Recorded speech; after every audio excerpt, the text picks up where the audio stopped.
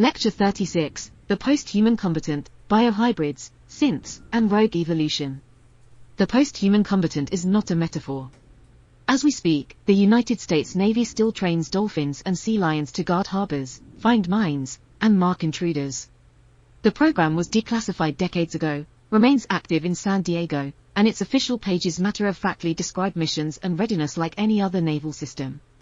According to the Navy's own public materials, bottlenose dolphins patrol for tethered and buried mines and sea lions attach recovery lines to lost objects. The museum and service publications that explain the work are plain and proud. This is the biohybrid in its most literal form, an animal platform, a human commander, and a mission profile that turns senses honed by evolution into battlefield advantage without apology. The point is not novelty. The point is that it works. If we move from sea to silicon, the line blurs in the other direction. A paralyzed volunteer using a fully implanted brain-computer interface from a high-profile team moved a cursor on a screen in 2024. The company's public updates framed it as a step toward text entry and robotic control.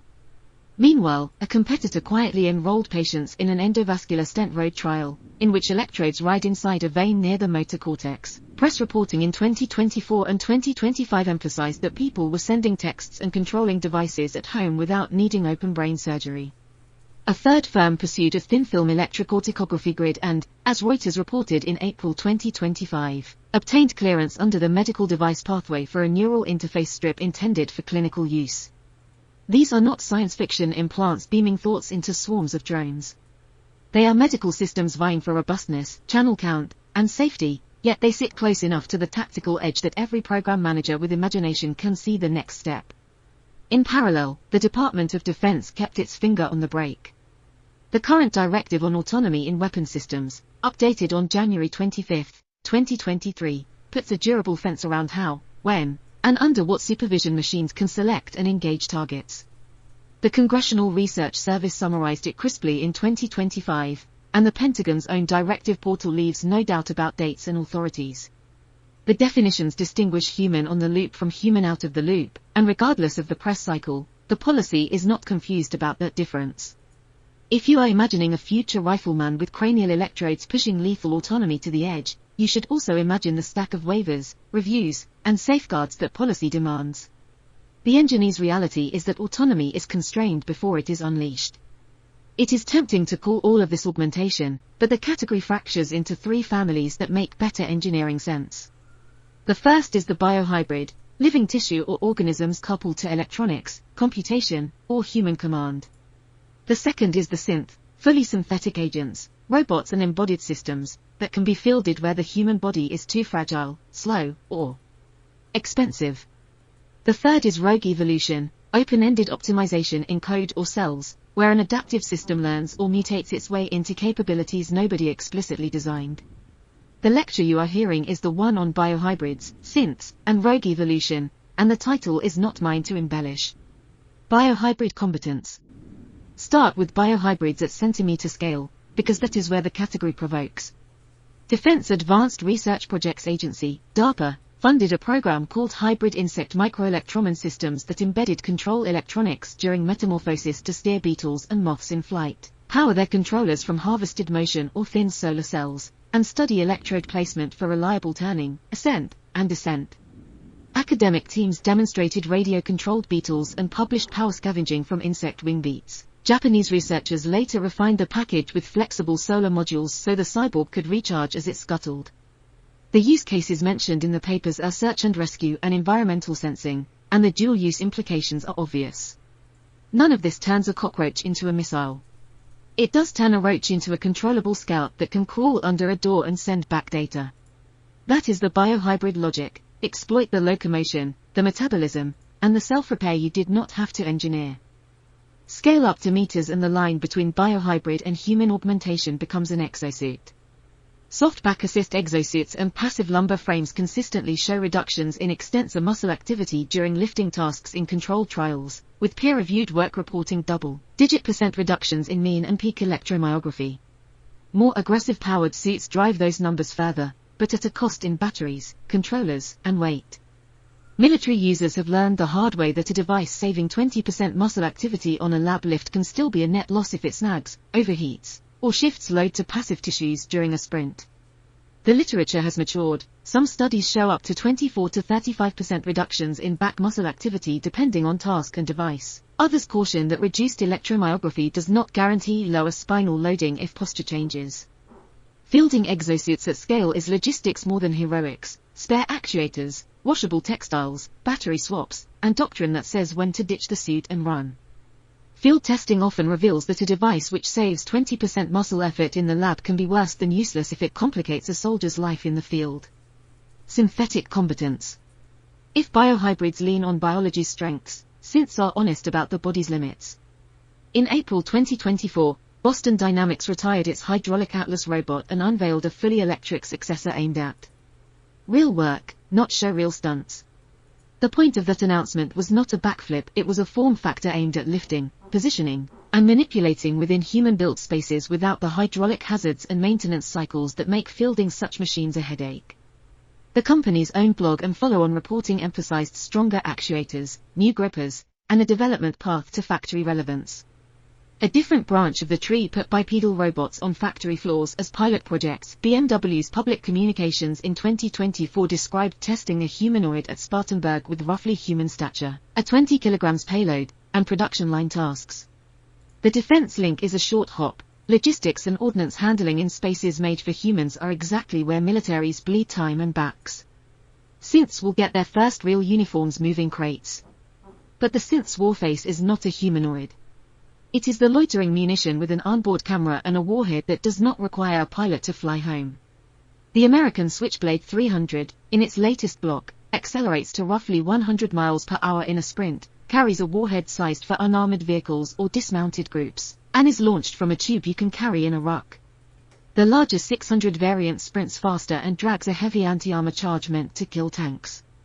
The Russian Lancet family, widely used in Ukraine, is reported to dive at approximately 300 km per hour in the terminal phase and swap warheads depending on the target, including a shaped charge when the target is armored.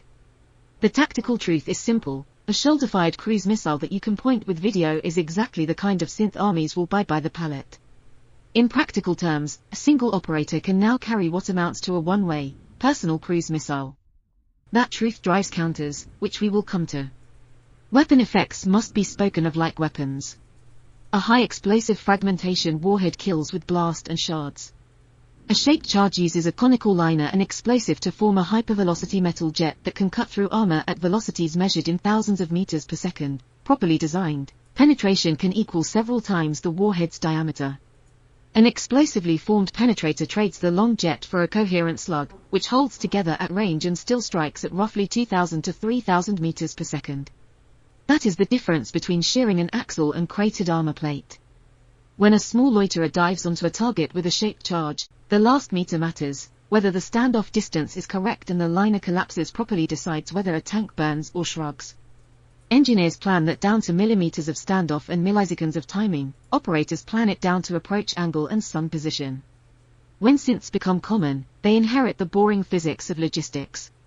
A portable robot or munition that runs on lithium-ion batteries lives inside an energy budget capped by gravimetric density.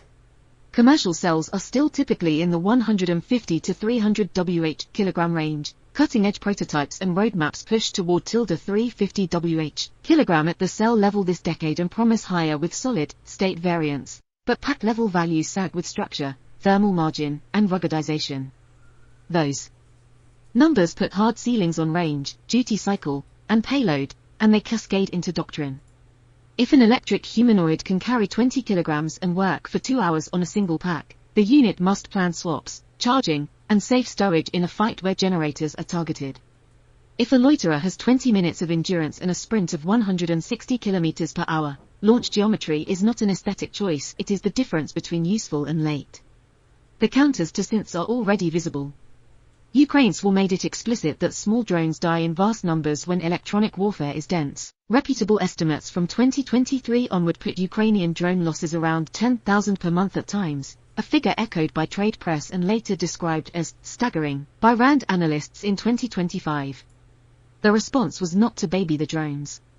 It was to flood the zone. By early 2025, Ukrainian production rates in public estimates ran into the hundreds of thousands per month for first-person view craft, while partners pledged million drone coalitions. Attritable synths are not a sideshow, they are becoming the background radiation of battle, and their life expectancy is counted in sorties, not months. That operational math forces the post-human question back onto humans. We are not replacing soldiers with a few fancy robots. We are surrounding soldiers with expendable systems they must command without drowning. Soldiers can smell hype. Human augmentation has run into this wall before. The Army's mixed reality headset program, built on a commercial visor and reworked through several iterations, offered night vision, sensors, and battle network integration, and then met soldiers who got headaches, moved slower on ranges, and did not want to wear it. Program managers iterated into a 1.2 version and beyond, partnered with a defense startup to overhaul software and integration, and kept testing with an eye to fielding at scale. This is not a failure of imagination. It is a reminder that anything worn on a sweaty human face, under fire, must earn its keep. Augmentation is not a halo. It is a harness, wires, optics, fogging, and weight. Soldiers can smell hype. Rogue evolution. Against that prosaic backdrop, rogue evolution sounds dramatic, but it is simply what happens when adaptive systems are left to optimize beyond the designer's imagination. In silicon, that can be a learning robot finding a solution that breaks your fitness function. In wetware, it can be cells and genes that mutate, recombine, or horizontally transfer traits you did not anticipate. Both are already here in research settings. Johns Hopkins and collaborators convened the Organoid Intelligence Agenda in 2023, arguing that brain organoids may one day be used as biological co-processors for problems where silicon is wasteful. A separate Australian team famously taught cultured neurons to play a simple video game through feedback. Subsequent analysis and news coverage walked through how the dish wired itself toward a goal. None of this puts a mini-brain into a missile. It does make the category real enough to require boundaries. If you are going to wire living neurons to a controller, you are responsible for what the system learns to want. Biology's rogue side cuts closer to war when gene drive and in-field editing are debated for public health. A well-funded consortium has argued since 2018 that insect vectors carrying gene editing packages could protect crops within a season. Basic research and DRPA's Insect Allies and Safe Genes program stirred technical and legal pushback on perceived offensive potential under the Biological Weapons Convention's general-purpose criterion. In malaria work, serious groups argue that low-threshold gene drives could suppress or alter mosquito populations, with modeling papers and review articles in 2024 and 2025 describing timelines and ecological risk. One could imagine a future planner who asks the wrong questions about ecological warfare. The law's answer is bright line. The treaty forbids development, production, and stockpiling of biological agents for hostile purposes, regardless of novelty, and it covers plants and animals. That matters in the age of rogue evolution. Your tool can be breathtaking and still illegal. Kill chains and control loops. Back to the present, what do the post-human families actually look like when plugged into a kill chain? Sensors first. Biohybrids provide sensing we cannot buy: dolphin echolocation in turbid harbors, insect chemical detection in rubble, the proprioceptive stability of a human back wearing a textile exosuit. Synths pack electro-optical cameras, thermal imagers, and sometimes low-power synthetic aperture radar into pods on gimbals. A loiterer seeker is small, but a bipedal logistic robot can carry multiple sensors and sealed electronics hardened against dust and salt. Computation lives both on the edge and in the cloud. A loiterer's autopilot runs on a few watts with tightly tuned control loops, while a factory humanoid throws a small computer workstation at perception and motion planning. Communications decide who is in the loop. A man-portable launcher pumping a digital link to a switchblade can keep a human in control until the instant of impact, while a jammed link requires waypoint autonomy and a cutout rule to return or self-destruct. Weapons are mundane but unforgiving: fragmenting charges against personnel, high explosive against soft targets, shape charges or explosively formed penetrators against armor.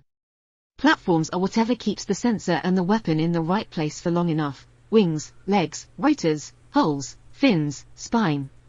The physics is unromantic. It is energy in, heat out, and geometry of approach. Control logic is where the human boundary lives. With exosuits, the autonomy stack runs under your skin. Sensors read posture and load, motors or elastic elements assist hip and lumbar extension, and a small controller modulates assistance without lag. The human stays fully in the loop because the loop is proprioception. With a loitering munition, autonomy handles stability, navigation, and seeker fusion, while a human operator identifies, authorizes, and commits the strike. When electronic warfare cuts the link, the weapon goes silent or follows a pre-approved target class with rules baked in, and constrained by the policy you heard about earlier. With a bipedal synth in a magazine or depot, the loop is supervisory. An operator assigns tasks and zones, watches exceptions, and hits a physical red button if the robot behaves outside bounds. The vocabulary may be new. Unmanned system developers talk about runtime assurance and fail-safe state machines, but the doctrine is old. If it can kill and it can drift, it must be bounded. Why this wins is not complicated. Biohybrids exploit niches where physics and evolution beat our gadgets: echolocation in murky water, chemotaxis in rubble, reflex arcs that do not drop packets when the network goes dark. Synths win in attrition and nerve. A loiterer can wait in the air for 20 minutes with perfect patience and then dive at 160 km per hour. A logistic biped can walk through a blast, fragmented doorway without a torn rotator cuff. Rogue evolution, when harnessed and constrained, gives you adaptive systems that discover control policies your engineers would not. Then you freeze them, test them, and cage them in safeguards. Against opponents who overfit to yesterday's doctrine, these families punish predictability. The counters are also clear. Jamming cuts data links and satellite positioning, optical decoys soak up seekers, hard-kill guns and interceptors, man-portable or vehicle-mounted, shred small drones if reaction times and arc coverage are right.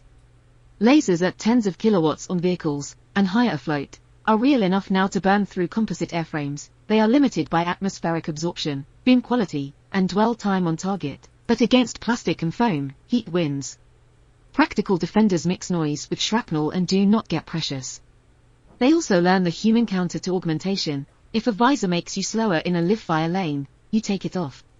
2025 to 2035, first-generation upgrades. Incremental advantages compound on the battlefield. A unit that holds vigilance above the floor on night 2 misses fewer targets and fires fewer bad shots. A unit that can approve targets without moving its hands shoots sooner and aborts surer. Microrobots that can crawl and loiter for days in the seams by better targeting for the same rockets. A brigade that can keep more soldiers above 80% cognitive performance during a 5-day rotation, and that can restore communication by thought when jammers shred the net, is a brigade that bleeds less for the same ground. If you want a quantifiable anchor, start at the head. 1024 channel surface neural arrays with 30-day clearance exist today. Endovascular decoders meeting 12-month safety endpoints exist today. CRISPR therapies that rewire blood physiology under consent exist today. The decade from 2025 to 2035 is not about firsts. It is about scale. First, medical brain-computer interfaces will exit the lab into home use for more patients, with endovascular roots and thin-film cortical grids vying for durability. These will not be weapons, but the supply chains, surgical expertise, and decoding algorithms they spawn will flow into defense labs. Second, passive and soft exosuits will become unremarkable in logistics battalions, delivering the consistent 10 to 30% muscle activity reductions seen in the best trials and earning their space in rucks and trucks. Third, factory-proven bipedal synths will leak into depots and magazines, where a human's hands need replacing most urgently. Battery chemistry will be the rate limiter more than motion planning. Fourth, attritable loiterers will standardize on sprint speeds near 160 km per hour, ranges in the tens of kilometers, and warhead options including shaped charges competent against modern armor when the terminal profile is flown correctly. These are not dreams. They are the shortest path through known bottlenecks. Geopolitics and industry will not politely wait. Sanctions will keep reshaping microelectronics supply chains. Countries with strong manufacturing bases and access to energy will push humanoids and attritable drones into their factories and their arsenals. And defense ministries will read the same attrition math the rest of us are reading from Ukraine. In 2024 and 2025, public estimates of drone prodigiousness and loss rates were not propaganda, they were procurement guides. A country that cannot replenish thousands of cheap synths per week will not control its own air within 10 kilometers of the front. That reality will drive joint ventures between primes and nimble startups, and it will favor nations that can produce batteries and motors domestically. Law is not a spectator. The Biological Weapons Convention's plain text bans weaponized biology regardless of vector, and nothing about gene drives or emergent biohybrids creates a loophole.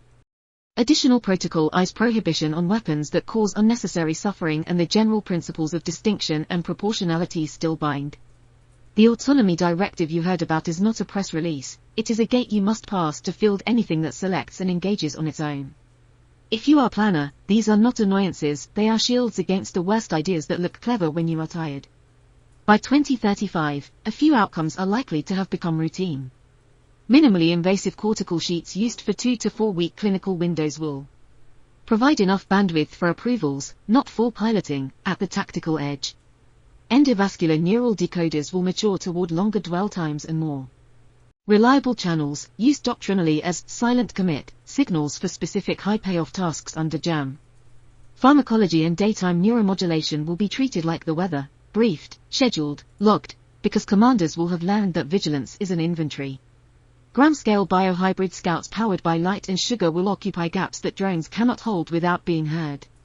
Military physicians will be among the most important staff officers, because the difference between a capability and a scandal is a signature on a consent line and a documented benefits risks alternatives conversation.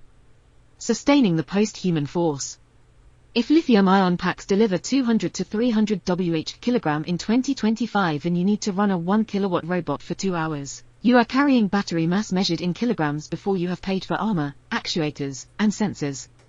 The Fraunhofer roadmap suggesting 350 Wh/kg class cells near-term is real, but pack level figures and cold weather D ratings will eat a chunk of that.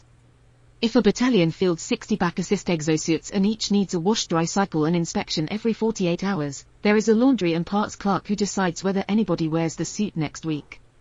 If a loiterer costs a few tens of thousands of dollars and your loss rate in a dense electronic fight is 50% per day, your reconstitution timeline is a line item that decides whether you attack on Friday. Sustainment is where the post-human combatant lives or dies. In short, logistics, not glory, will determine whether these enhancements survive contact with the enemy. There is an unglamorous sustainment ledger behind every bright headline. If lithium-ion packs deliver 200 to 300 Wh/kg in 2025 and you need to run a 1 kilowatt robot for 2 hours, you are carrying battery mass measured in kilograms before you have paid for armor, actuators, and sensors. The Fraunhofer roadmap suggesting 350 Wh/kg class cells near-term is real, but pack level figures and cold weather D rates will eat a chunk of that. If a battalion fields 60 back assist exosuits and each needs a wash-dry cycle and inspection every 48 hours, there is a laundry and parts clerk who decides whether anybody wears the suit next week.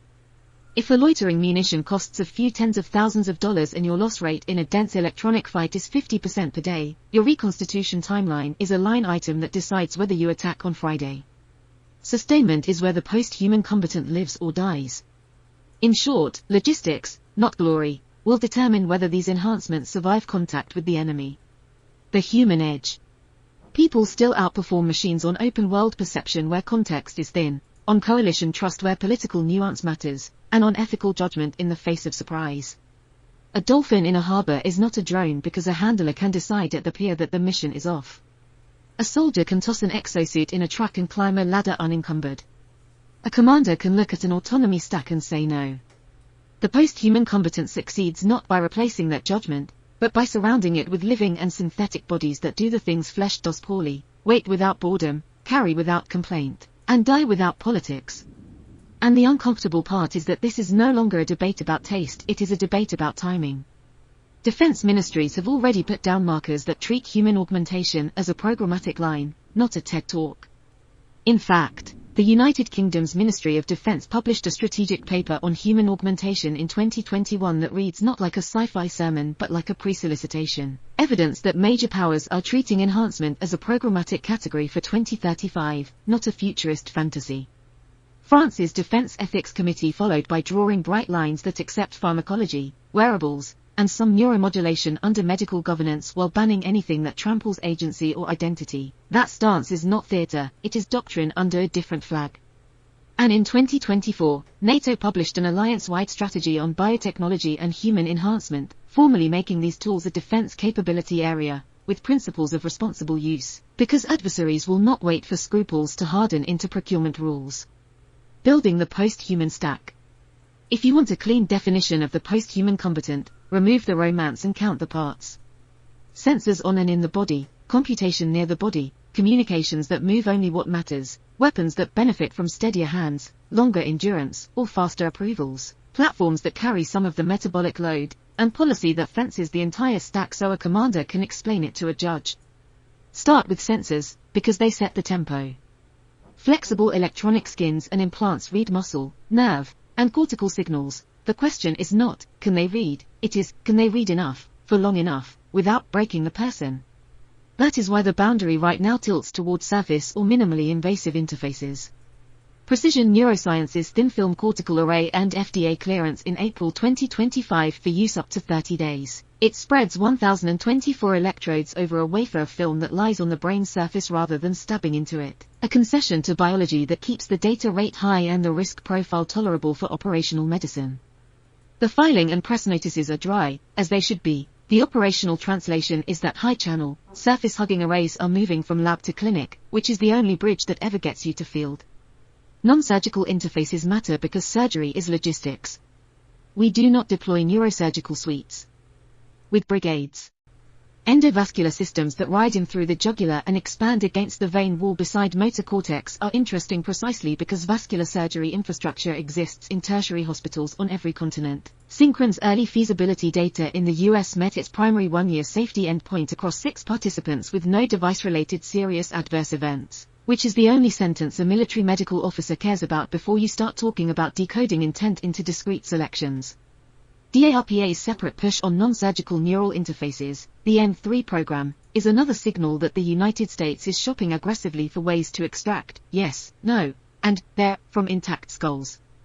None of this means a squad plugs in and thinks missiles into existence. It does mean that the human approval inside a kill chain can move from thumb to cortex when radios are jammed and hands are busy, without cutting anyone's head open to do it. But metal and silicon are only half the stack. The biology moved, too. In November 2023, the United Kingdom became the first regulator to authorize a CRISPR gene editing therapy to treat sickle cell disease and transfusion-dependent thalassemia. 3 weeks later, the US FDA approved the same therapy, explicitly noting it as the country's first licensed genome editing treatment. If you strip away the clinic names and the brand, the thing that matters to defense planners is precedent. An edit to a person's own stem cells that changes physiology in a predictable direction and passes a modern regulator's risk test. The program office translation is brutal in its simplicity. If you can do it to stop pain crises today under medical supervision, you can, with the right guardrails and different targets, tune resilience traits in the field tomorrow, and the law will chase rather than lead. That does not greenlight anything you can dream up. The World Health Organization's 2021 governance framework for human genome editing is explicit about the line between somatic medicine under consent and heritable changes that no democratic state should countenance. Sports law draws a different line, but with the same pen. Gene and cell doping are banned at all times under the World Anti-Doping Agency's code. Those 2 sentences do more operational work than they seem to. They tell you that transient, reversible changes for consenting adults under medical authority live on one side of the fence, performance manipulation and germline tinkering live on the other. That fence is exactly where your legal officer will stand when you ask for permission to push a unit's altitude resilience for 7 days during a mounting campaign. Now put the biohybrid label on something firmer than a keynote slide. The lab animals with muscles powering machines are not metaphors. In 2022, a Harvard team built a centimeter-class biohybrid fish that swims on the coordinated contractions of human cardiomyocytes and a built-in pacemaker node. An elegant way of saying living muscle can do mechanical work on command when you wire the feedback right. The number is not accidental. The fish matured and swam better as the cells matured, a small but critical hint about duty cycles and training for living components. You will not see a battalion of fish in the field, but you will see the logic. Living musculature where it beats batteries on power density at the scale of grams, silicon where it beats cells at the scale of watts. At the other end of the weight class, researchers have mounted for-micron solar cells on cockroaches and driven them remotely for weeks, a profoundly weird but operationally relevant demonstration that soft electronics, living locomotion, and trickle power can carry sensors into places our motors do not like. Biohybrid ceases to be a fashion word when you can steer a living chassis that charges itself under indoor light. Platforms and feedback loops. Platforms win when the loop is closed. A posthuman loop looks like this: sensors on the skin and, sometimes, under it watch fatigue, tremor, and intent. A minimally invasive cortical sheet gives you a blunt trio of approvals: arm, assign, abort, without requiring any motion. Computation near the body does the fusion and throws away anything that does not change a decision. Communications move only the commit bit. Weapons listen for that commit inside their own autonomy boxes and do their work. A loitering munition with a small shaped charge does not need hand-flown stick inputs. It needs a human, go, at the instant its scene match and radar cross-cue settle above threshold. A 50 kilowatts laser does not need poetic tasking. It needs the human to authorize the corridor that its tracker and damage estimator have already drawn. The difference between legacy and post-human is not lethality, it is friction. You are shaving seconds off a kill chain where seconds decide whether a radar dies or the crew packs up and rolls. Weapon effects in this world are still physics, not vibes. A shaped charge throws a copper jet at kilometers per second, a fragmentation sleeve throws steel at thousands of meters per second, a directed energy beam burns optics and polymer skin and turns propellers into decorative plastic confetti. What changes is the stability of the human body at the point of decision. A steadier hand widens the window in which a rifle shot is ethical and effective. A longer cognitive runway at R36 shrinks friendly fire odds. A cortical abort that traverses a hard radio problem because it rides on a tiny, resilient channel kills a bad shot before a finger can twitch. This is the grammar of advantage in the post-human stack, not bigger booms, but better timing. The law has not left the room. Tear gas and other riot control agents are flatly prohibited as a method of warfare under treaty.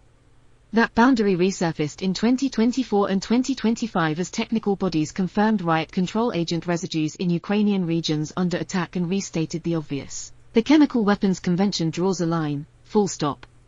If a state tries to launder chemical discomfort as non-lethal innovation, you will hear the lawyer's boots before the weapons hum. For our purposes, remember that augment and incapacitate live in different books of law. The former may be a medical act under consent, while the latter is an arms control violation when used in war. Counter-systems exist, and they are not exotic. You jam the human-machine stack by jamming the human: sleep disruption, forced movement, noise, heat. You jam the biohybrid stack by starving it, deny light to the things that sip power from it, salt the RF spectrum with textures that confuse coarse intent detectors, flood the classifier with decoys that match a tremor signature. Against cortical approvals you attack at the edge, not at the skull, degrade the tiny channel that carries, go, while leaving the bulk data stream untouched, because that one bit is the thing that matters. Against minimally invasive neural arrays, you force the dwell time to shrink below usefulness by tempo and weather, then you wait for the scheduled explants, because medicine wrote the limits into the clearance. The boring truth of every post-human architecture is that it is still a logistics system. The enemy can target the power budget, the surgical rotor wing, the battery schedule, the cold chain for biologics, or the privacy regime for the data. When you design the stack, you design a supply chain with a moral component. Why it wins is not mystical, it is compounding. A unit that holds vigilance above the floor during night 2 misses fewer targets and fires fewer bad shots. A unit that can approve without moving its hands shoots sooner and aborts surer. A unit whose microrobots can crawl and loiter for days in the seams we cannot reach buys better targeting for the same rockets. A brigade that can keep more soldiers over 80% cognitive performance during a 5-day rotation and that can restore communication by thought when jammers shred the net is a brigade that bleeds less for the same ground. If you want a quantifiable anchor, start at the head. 1024 channel surface arrays with clearance for 30 days exist today. Endovascular decoders that meet 12-month safety endpoints exist today. CRISPR therapies that rewire blood physiology under consent exist today. The decade from 2025 to 2035 is not about firsts. It is about scale.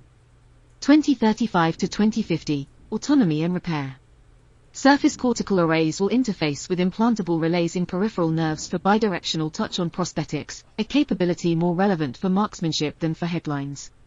Endovascular neural interfaces will add higher fidelity channels as electrode metallurgy and biofilm resistance improve.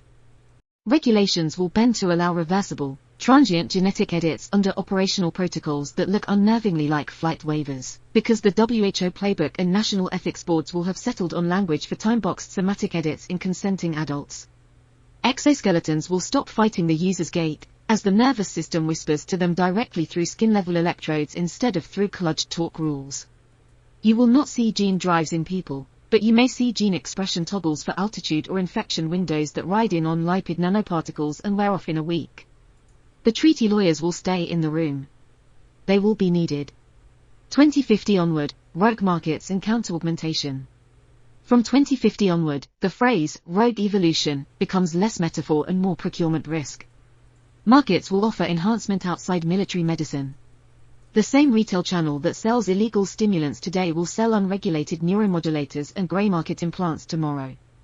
You will fight two enemies at once, adversary states with disciplined augmentation pipelines, and a social ecosystem that lets your own troops arrive with unknown modifications on board. Counter-augmentation becomes a duty of care. You will test, not to punish, but to ensure safety and team coherence. You will strip illicit hardware, not to moralize, but because RF emissions get people killed and unknown pharmacology breaks duty rosters. At the same time, adversaries will try to make your lawful augmentations look monstrous. Information operations will aim at your medics and your patients. They will call consent a lie. They will call a sleep protocol mind control. You will need receipts. Ethical edges and oversight. There are ethical edges you cannot sand down. Consent under orders is not the same as consent at a clinic in town. You minimize coercion, you write bright lines into policy, you give real alternatives, you create independent medical chains that report outside the operational hierarchy when they must. The French Committee's language about dignity and reintegration is not hand-wringing, it is a design requirement if you want veterans to come home whole. And the WHO's framework is not a scold, it is a shield that, if you actually use it, makes you faster, not slower, because you will spend fewer years unwinding scandals and more years flying missions. In April 2024, NATO even issued an alliance-wide strategy on biotechnology and human enhancement, treating these developments as a formal capability area, with defined objectives and ethics, rather than as science fiction. The industrial base. The industrial base for this is wider than the primes. Medical device startups will ship the cortical sheets and nerve cuffs. Big Pharma will own the supply chain for any legal transient edits. Robotics companies will harden the hybrid microchassis. Battery firms will keep grudgingly supplying packs, because even a biohybrid needs burst power for radios, and electrons still run the world. The talent war will live in regulatory teams as much as in labs. The firm that can write a clean submission for 30-day implants or a reversible gene expression toggle faster than its competitor will own the calendar.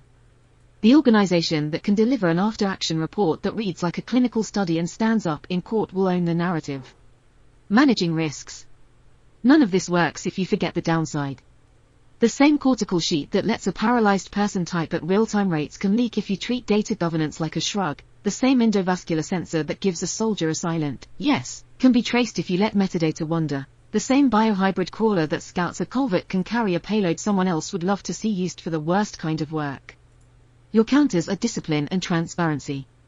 Your telemetry is encrypted, minimized, and destroyed when it should be. Your medical oversight is boringly rigid. Your commanders know the rules and can quote them aloud. You do not hide the human from the human. You acknowledge that the post-human combatant is still a person in a uniform, with a spine that tires and a mind that needs rest, and you build the system around that fact. The boring truth of every post-human architecture is that it is still a logistics system. The enemy can target the power budget, the surgical rotor wing, the battery schedule, the cold chain for biologics, or the privacy regime for the data. When you design the stack, you design a supply chain, with a moral component. Law as a weapon. The last footnote is a reminder that the law can be a weapon in your favor when you treat it as a design constraint rather than an obstacle. Tear gas in war is illegal. Period. According to the Organization for the Prohibition of Chemical Weapons in June 2025, their third technical assistance report again confirmed riot control agents in a combat region and reiterated that prohibition in plain language. Quote that when needed. Build augmentation inside the fence the WHO laid out and NATO acknowledged. Quote that when needed. Field what is safe, reversible, and governed. And be honest about what you are doing. In this century, honesty is not an abstraction, it is a strategic countermeasure. The first post-human kits. Which is why the first generation of post-human kits will look boring to a casual observer, quiet prosthetics that never chafe, an exosuit that buys a squad one more hill, and a head-mounted brain-computer interface that moves a cursor as fast as a sergeant can think. The drama isn't in the silhouette, it's in the control loop. Take the limb. When surgeons bolt a titanium fixture directly into the femur and bring the connection out through the skin, osseointegration, the prosthesis stops being a clever boot and becomes part of the skeleton. The U.S. Food and Drug Administration cleared the osseointegrated prostheses for the rehabilitation of amputees, OPRA, implant for above-knee amputees. The Department of Veterans Affairs now offers OPRA at select centers and is running a pivotal study on outcomes and complications. According to VA program documents and FDA records, OPRA is today the only fully approved direct skeletal attachment system in the United States for transfemoral patients, with an acknowledged infection risk at the skin interface that must be managed in exchange for markedly better gait and comfort. Now add nerves. DARPA's revolutionizing prosthetics program produced two divergent answers a decade ago: the DECA, Luke, arm, which the FDA cleared in 2014 for clinical use as a multi-articulating myoelectric prosthesis, and the Johns Hopkins Applied Physics Laboratory modular prosthetic limb, which pushed toward direct neural control and sensory feedback in research settings. The agency's own history states the Luke arm was funded for speed to field, APL's MPL was funded for the upper bound of capability, including targeted muscle reinnervation and bidirectional interfaces. The BCI, the neural bridge, is no longer science fiction. Stanford, Brown, and UCSF teams have shown that intracortical arrays can decode imagined handwriting and attempted speech at human conversation speeds, 90 characters per minute in one motor cortex study and 62 words per minute in a 2023 speech BCI trial, with error rates that continue to drop as models and electrode counts improve. These papers and program summaries are blunt about the constraints, calibration drift, wire breakage, infection risk, but the throughput is real. According to Neuralink's own updates, the first human implant in January 2024 enabled a paralyzed participant to control a cursor and play games, though the firm also disclosed some electrode, thread, retraction and software adjustments, a reminder that surgical interfaces live in tissue, not on slides. If you do not want to open a skull, governments have funded exactly that constraint. DARPA's Next Generation Non-Surgical Neurotechnology, N3, program pays teams to move control quality signals across skin and skull using light, ultrasound, and electromagnetic coupling, and to write sensations back the same way. The program brief is explicit: able-bodied operators, high resolution, bidirectional, and portable. It is not a helmet for thoughts, it is a headset for tasking drones and cyber tools without hands, with a doctrinally comfortable human on the loop. Once you accept the loop body, nerves, machine, you start counting watts. Lithium-ion chemistry will not conjure miracles. Most fieldable cells today deliver roughly 150 to 300 Wh/kg depending on cathode and packaging, which means the soldier pays mass for every hour of assist. Or compute. Department of Energy and Argonne National Lab analyses illustrate the range and where near-term nickel-rich cathodes and silicon-dominant anodes might push specific energy by the early 2030s. But there is no free lunch. Higher energy usually means stricter thermal and aging management. For exoskeletons specifically, even dated Army engineering studies that remain directionally correct talk about average assist powers around a few hundred watts with 2 kilowatts transients on climbs or sprints, numbers that punish any battery when you have to carry it up the hill you are powering. So you ration power and close loops. The practical exosuit in 2025 cheats, soft actuators at the ankle or knee that return energy on the negative part of the gait cycle, algorithms that only push at the right phase, batteries coddled to trade 10% energy for double the cycle life. That last trade-off is right there in battery engineering practice notes and lab data: less than full charge, fewer kilowatt-hour, more cycles, more mission days before swap. The combat edge emerges when you fuse the loops. A user takes a step, joint encoders and inertial sensors update the gate phase, a myoelectric sleeve, or a few channels from a non-invasive BCI, anticipates intent 100 milliseconds early. A knee actuator dumps or injects torque, the radio stacks the inertial history with biometrics and sends nothing unless an anomaly appears. When it works, a 40 kg ruck feels like 25 on flat ground and 30 on the rise. When it does not, it fails gracefully: no collapsed joints, no runaway motors, no crypto keys in clear text. The engineering is prosaic and hard. The payoff is operational: more kilometers at the same heart rate and fewer musculoskeletal injuries across a brigade combat team in a long rotation. Weapons. The Posthuman kit always has teeth. Limb-borne mounts already handle stabilized micro-UAV launchers and a carbine with an integrated recoil damper. The debate about slaving rifles to quadrupeds has left the lab and walked into policy. Boston Dynamics led a 2022 industry pledge not to weaponize general-purpose platforms even as military test houses explored rifles on commercial, robot dog, quadrupeds and allies filmed gun-equipped units at exercises. The ban is a norm, not a law of nature. In the air domain, loitering munitions define the organic strike envelope of the augmented squad. AeroVironment's Switchblade 300 Block 20 increased endurance and link range for small units. Open Materials and Marine Corps procurement in 2024 put Block 20 into the Organic Precision Fires stack. On the other side of the line, Russia's Lancet series appears in open sources with a 1 to 5 kg warhead, roughly 40 km of range, and terminal dive speeds near 300 km per hour, a profile that matters when you are calculating whether an armored site can survive the last second of flight. Directed energy is the other edge because augmented bodies are radio noisy and drone visible. The Army's 50 kilowatts laser on a Striker, the Directed Energy Maneuver Short-Range Air Defense, DE. M-SHORAD, prototype, has been sent forward for real-world testing and criticized in government audits as not yet mature. That is the point of an audit. The same GAO report and service releases reaffirm the 300 kW class indirect fire protection capability laser on a truck as the fixed-site counter-rocket and counter-drone anchor, with high-power microwave siblings delivered as prototypes in 2023 and 2024. According to congressional briefings and Army public releases between 2024 and 2025, the laser layer is moving from science project to program of record. You cannot talk about post-human kits without talking about failure modes. Implants and exosuits are radios, and radios are targets. The FDA's electromagnetic compatibility guidance is blunt. Devices have to survive realistic electromagnetic environments and not throw off interference themselves. The medical device standard most of these systems ride against, IEC 60601-1-2, forces a risk-based analysis of immunity and emissions.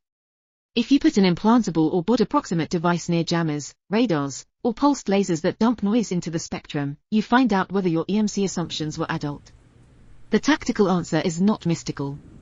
You shield, you filter, you choose spread spectrum profiles that play well with the rest of the stack, and you keep a kinetic backup for every neuromotor path, a manual release on the knee, a cable that bypasses a stuck actuator, a secondary myoelectric channel if the BCI link drops. Biohybrids are the other axis of posthuman, and these will start small. Tissue-powered soft robots, the Stingray and Biotic, fish built from cardiac muscle cells, show what muscle gives you for free, energy efficiency and self-repair that silicon actuators dream about. The science press made them famous because they were elegant, and a little eerie, but the point for operations is deeper. Living actuators learn through use. The literature from 2016 onward documents centimeter-scale prototypes steered with light, with recent work modeling how muscle grows stronger with practice under robot control. No one is marching a battalion of meatbots across a border, but a biohybrid swimmer that slips inside a pipe at zero heat signature, eats sugar, and waits is not a cartoon. There is a darker biological edge, rogue evolution, where the weapon is an engineered lineage rather than a device. The world already authorized heritable editing in insects in the lab. The National Academy's Gene Drive report in 2016 laid out, in plain terms, that gene drive organisms were not ready for environmental release and highlighted dual use and governance problems. Biodefense centers have since urged governments to plan for breaks, detection, and reversers. Strategists do not need to fantasize about nanobot plagues to see the operational problem. Once you put a self-propagating edit into a wild population, the clock runs on ecological and political time, not tactical time. The recent Xenobot studies, frog cell constructs that exhibit kinematic self-replication in a dish are not fieldable threats, but they are proof that unintuitive lifelike behaviors emerge when you couple search algorithms to cell assemblies. The lesson for planners is not fear, it is humility about our models. Law and policy have started to catch up with the human half of the story. The UK's Ministry of Defence and its partners published a human augmentation study in 2021 that reads like doctrine in draft. France's Defence Ethics Committee issued a guarded green light to research while drawing red lines around dignity and free will. NATO adopted the first alliance-level strategy on biotechnology and human enhancement in 2024, including principles of responsible use. For all three, the text is unmistakable: explore, regulate, and keep a human responsible for force. None of this happens in a vacuum. Export controls around advanced chips and high-bandwidth memory tightened in 2023, 2024, and again in 2025, explicitly to constrain military use compute in rival states. The U.S. Bureau of Industry and Security's notices and allied analyses lay out the terrain, performance density caps, entity lists, and a widening circle of services and model weight controls. That matters to the posthuman stack because edge inference is how you survive jamming and power budgets, and edge inference wants silicon. 2050 to 2075, Battlefield Ecology. The 2050 to 2075 glide path is where the rogue part of rogue evolution earns its name. You do not need a lab accident to have a problem, you need a theater in which 1 million micro-experiments happen at once. Bacteria live on your gear, fungi live in your prefab barracks, insects live in your seams, and you bring all of them to a fight already stressed by heat and speed. A symbiont engineered to produce a clotting cofactor in the gut under duress is a brilliant idea until it meets an antibiotic you give for a normal wound and evolves a way to keep itself alive by invading mucosa. What saves you is not a prohibition, what saves you is a proposition: you pre-place counters. A company moves with a capillary pharmacy in its water bladders, a narrow spectrum of bacteriophages, antagonists, and anti-editing proteins that can be misted into a shower tent and will die in sunlight in under 2 hours. A battalion commander learns to speak in rewilding days, how long it takes to bleach a barracks of a particular genetic motif without cratering the microbiome that keeps people sane in a crowded, hot room. A theater commander treats her environmental surveillance program like a radar picket. Where are the edits? What direction are they moving? Which ones are drifting into critical systems? If that sounds like air defense with petri dishes, it is, and it works because you refuse to treat biology as magic.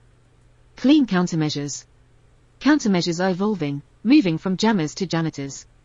An electronic warfare platoon that can throw 10 kilowatts of effective radiated power for 5 minutes at a glide bomb's link is still useful. A hygiene platoon that can sterilize a supply node without shutting it for 48 hours is decisive. A laser on a truck kills a swarm now, a set of light panels in a sally port kills a phage balloon later. You still need hard kill, you add clean kill. The crisp border is still law. According to the OPCW's public statements, the less than lethal vocabulary does not grant a free pass. A chemical used as a method of warfare is a chemical weapon. That clarity is merciless and good.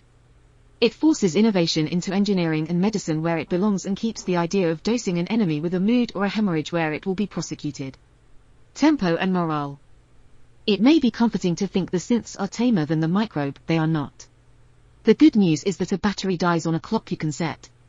The bad news is that a lightweight, fast-moving legged machine is a morale weapon as much as it is a scout. It does not need to kill to do its job. It needs to press a flank and force someone to hold their head up for 1 second in a field where snipers have learned to suppress a blink. The virtue is integration. You do not measure success in destroyed targets, you measure it in human-machine pacing. How many cycles of found, fixated, aborted by veto, found again, committed, can your unit run in a 20-minute jamming window? If the answer is 4, you live. If the answer is 1, you are telling your shooters to reload while they are still under glass. Industry and ownership. The industrial drivers harden, not soften. Sanctions and export controls pour concrete around chips, model weights, and power electronics. Demography pulls teeth where you can't afford to lose them. Industrial bases rewrite their pricing to match a world in which you don't sell an airframe, you sell a software subscription and an availability guarantee. That has a tactical face. By 2058 it will be normal to see a unit lose the right to a mode because the vendor says the performance logs show misuse. In some militaries that will be dealt with by writing the vendor out and accepting that their copies will lag the curve. In others, the answer will be to buy the vendor. In all, the lesson is the same: what you call a soldier is partly a license. This new reality turns procurement officers and software developers into force multipliers. 2075, the quiet reactor. The 2075 horizon makes one previously silly promise sound sane: the quiet reactor in a frame. This isn't the movie range fantasy, it is a 3 to 5 kW electric pack, sealed, with a service life measured in years, that feeds a platoon's suits and radios while shunting heat out through sleeves and dirt-level radiators. That changes the geometry of patrols. It changes negotiation at borders. It changes whether you can take a 24-hour deliberate route or are forced onto a 6-hour dash because batteries will not forgive you for curiosity. It also collapses the criminal economy in parts of the world where today's body scanner is a theft detector for lithium. With that power on a back, the unit stops shopping for outlet time. The countermove is obvious and will arrive on the same freight, sensor-dense soils that feel the ground heat bloom of a crossing force, and drones that count the anomalous thermal flicker at calf height when sleeves are overcooling under night vision. If the frame keeps you walking and keeps you warm, the world will return the favor by counting your footfalls in photons. The enduring human edge. The human edges survive the timeline intact and get sharper. The thing you can still do that the machine can't is choose well in an absence of information without lying to yourself about certainty. The thing you will still do better is read trust in a voice and stop a shot in time. The pleasant lie that lethal control will be a silent cortex which collapses the first time you need to hear a teammate exhale and decide not to take a roofline because the exhale said they are guessing. Training changes shape to protect that edge rather than bury it. You will spend more hours on judgment than on drills because, in a world of toggles, a bad drill is a bad day, a bad judgment is a strategic incident in 19 seconds. Neuroeconomics leaves the white paper and enters the sim choice architecture, not morality tales, and officers learn to design time, not just fire plans, so that the default choice in their unit is the lawful, smart one when everything goes sideways. Cognitive guardrails. Even civilian law is providing templates. According to the Federal Communications Commission's 2024 ruling, AI voice robocalls are illegal under the old telephone law, a fact that promptly leaked into doctrine for defending electoral processes. The same pattern will sit in operational orders by the 2060s, a short, black letter list of prohibited shortcuts in the information layer, enforced as brutally as any rule about weapon handling. Culture follows law because field commanders want a fence that makes their life simpler, not freer. NATO's public work on cognitive warfare and allied policy documents around responsible military use of artificial intelligence and autonomy have already baked human judgment and safety into the vernacular. The future units that flourish will be the ones that treat those guardrails as a combat service support, not a lecture. 2125, the maintained combatant. By the time the calendar says 2125, the word soldier will still exist, but it will be a term of art that includes technicians who spend more time measuring and less time shooting and who are nonetheless decisive. The post-human combatant is not a Superman, it is a maintained organism in a maintained loop. The decisive metric is not body count, it is reconstitution time across 4 layers, minutes to restore a jammed approval loop, hours to sterilize a bad motif in a barracks, days to retrain a module you can no longer license, weeks to rotate a frame back into factory inspection without breaking your line. The battlefield is a race in which the winner keeps more modes green for more days. The feral edge is that your adversary is not a mirror. They will embrace a version of post-human that does not care about consent. Your advantage is that your version does, and you fight better when your tech trusts you because you built it that way. The look ahead is a field at dawn with quiet frames warming calves, sleeves whispering strain into a bus, a platoon leader blinking a commit into a link, and a counter-bio light on a pole finishing its 30-second wash before the squad disappears into a dry riverbed. Nothing supernatural, nothing sparkly, only an army that learned to treat metabolism as a system, to name the weapon when it is a shape charge and also when it is a toggle, and to keep law strapped to the same frame as power. If that sounds cold, good. The heat is for the sleeves. Why this wins over legacy forces is not romance. It is that a post-human unit is indexed to reconstitution, not to heroics. A damaged sleeve gets swapped in 15 minutes, a confused approval chain gets restarted in 5, a feral motif is burned out of a barracks in 6 hours, a power pack gets hot, swapped in 3. Legacy units make a show of endurance and then break where biology dictates. Post-human units declare that biology is an input to planning, not an afterthought, and they make trade-offs out loud. You do not need every soldier to be an edited chimera or a plug-and-play frame operator. You need a doctrine that normalizes reversible enhancements, crushes the sustainment math into parts you can carry, and keeps every exotic trick wrapped in law and supervision so your own people don't quietly decide the tech is their enemy. Our century's dull superpower will not be invisibility or flight. It will be choices made under constraint that let a tired, hungry, toggled-out human still decide not to fire when firing would be easy and wrong, and then decide to fire when doing so halts a chain that would otherwise unspool into days of death. 100 years out, the bold but grounded prediction is that many wars still end with people talking in badly lit rooms, not because humanity improved but because the geometry stabilized around what we can sustainably operate. Most of the systems we built to make a human stronger will have been domesticated into medicine and industry. A fraction will still be on the line, surrounded by guards in policy and practice, doing the jobs that remain horrible. The post-human combatant does not erase the human, It elevates caretaking to an art form and makes maintenance a moral act. The winners will be the polities that hire more maintainers than marketers, that pay immunologists more than influencers, and that teach their officers that a toggle is a responsibility, not a toy. If you want a simple epitaph for the era, consider this one: we did not become gods. We became better custodians of animals in armor. And that was more than enough to change how wars ended.